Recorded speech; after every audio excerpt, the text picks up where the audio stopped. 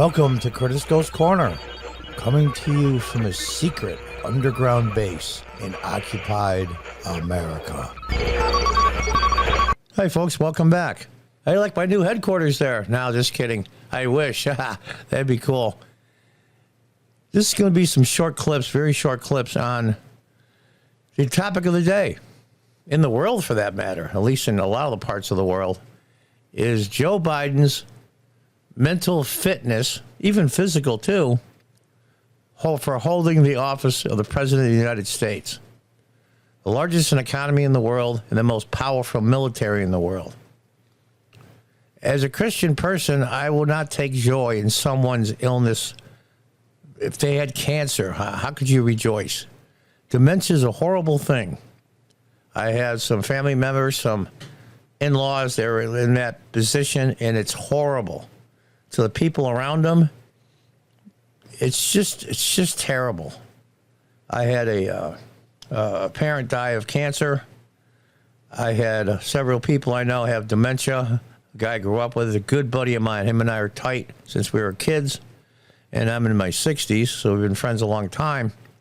His mother had dementia, and it was just heartbreaking, the stories he told me when he went to visit her. So I take no joy in this. But what I am worried about, and I am a Trump supporter, I'm going to say it right up front. Does that help Donald Trump that Joe Biden is losing it? Yes, it does. But I'm more concerned about how the world, especially our enemies, geopolitical and otherwise, think of the United States and what they can possibly do in the world. So let's watch a couple of clips here and I'll comment along the way. Anyone in the White House hiding information about the president's health or his ability to do the job day to day? Absolutely not. Now, you ask yourself, besides having a great name, Corinne Jean-Pierre, the woman is worthless. Absolutely worthless. She is the press secretary for the President of the United States. How could she not know of the deterioration of the person she works for directly? I'm assuming she works for him directly. Well, we might not know that. How did not the cabinet members know? How did the chief of staff not know? How did all the people in the West Wing, and there's hundreds of them, how could they not possibly know? How did Biden's family not know? How did his wife, of all people, not know?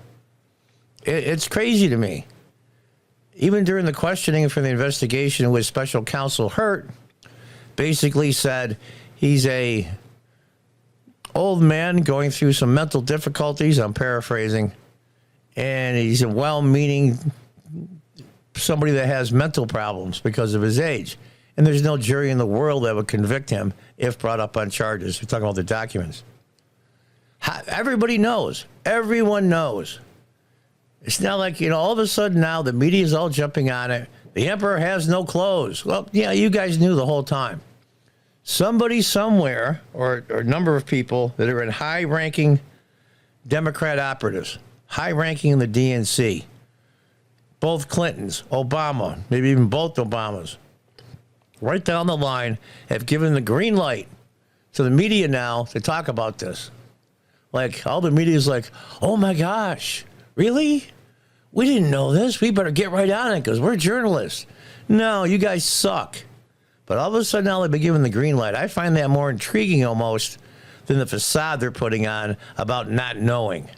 President Biden, at 81 years old, have Alzheimer's, any form of dementia, or degenerative illness that cause these sorts of lapses? And it's a yes or no question. And if you don't know, why don't you, as one of his senior staff members, know? I have an answer for you. Are you ready for it? Yes. It's a no. And I hope you're asking the other guy the same exact question. So they turn it around and put it on the opponent. The question was about President Biden. And she didn't know what to say. She has to say no. She's lying, of course. There's absolutely no way she could not know. And if she doesn't know, one of two things is going on. She's incompetent, should be fired immediately. And two is she was kept out of the loop. But she watches TV too. She watches it. This is her business. She's the press secretary for the President of the United States, the Oval Office. Of course she knows, and she's seen the clips. And they know a lot of people behind the scenes. I'm sure there's biz, a lot of going on, talking around the water cooler, as they used to say. They know. Have you had the specific cognitive tests, and have you had a neurologist, a specialist, do an examination? No, no one said I had to. No one said I had to prove to the American people that I'm not having mental issues, cognitive issues. No one said that. Oh, okay, Joe. President Trump took a physical exam as well as a cognitive test, took 7 of them. From my understanding, he aced them all, and I think he released them, if I'm not mistaken. Aced them. Even the former physician for Obama and Trump said this guy needs to be tested for cognitive tests for his mental abilities. He's losing it. But nobody told him he had to do it. Every single one has done it, to my knowledge. I know Trump has several times and aced them all. And believe me, when he says he aced them and he didn't, the media would have been all over it to find out if he did and then called him a liar.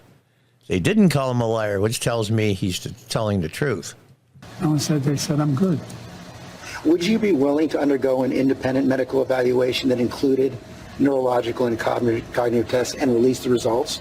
Now, that's George Serentopoulos, who worked for the Clintons. He's right in tight with all the big shots in the DNC, Obama, both Clintons, the works. He was given the green light to ask this question. Because now I think the DNC wants to get rid of Biden. But in his stubbornness, he doesn't want to leave. He thinks he can beat Trump. He's been told that it's neck and neck in the polls. That's the problem of being president. Obama touched on it. So did Clinton, so did Bush. All of them did. You live in this bubble. You can't use a cell phone. You can't drive a car. It's like you're in this box. You don't get to see regular people much. That's why I think Trump is so effective at these rallies and other public things that he does and shakes hands with people and talks to them at length, because he is in touch with the average person, which is really interesting because he's a billionaire real estate developer, but he has touch with the American people, the everyday people. Nobody asked me to. Let's listen. To the American people? Look, I have a cognitive test every single day. Every day I have that test. Everything I do. Everything I do. Well, let's see couple of clips here of the things that I do. And you talk about gaffes. I mumble and stumble sometimes when I'm doing these videos, and I edit it out and redo it. That happens to everybody. Happened in my 20s, 30s. Did a lot of public speaking in my 40s when I was a city councilman for 8 years. The meetings were live TV. So you'd fumble, mumble, and miss a word over here. That's understandable. Did a lot of public speaking, hundreds and hundreds of hours. Well, it's about what he does. Well, let's see some of the things that he does. America is a nation that can be defined in a single word. I was going to put him... And there he is. I believe it was a meeting overseas. A bunch of world leaders. And there he is sitting there in the middle of the day, sound asleep. Now, is he dead sleeping like he's laying in bed? No. He's taking a nap right in front of everybody. And I forget who it was, came over to him and touched him on the shoulder to wake him up. This is the President of the United States. Do I take joy? Do I take joy in all of this? No, I don't. It'd be terrible if I did. Until next time, God bless, goodbye, and good luck.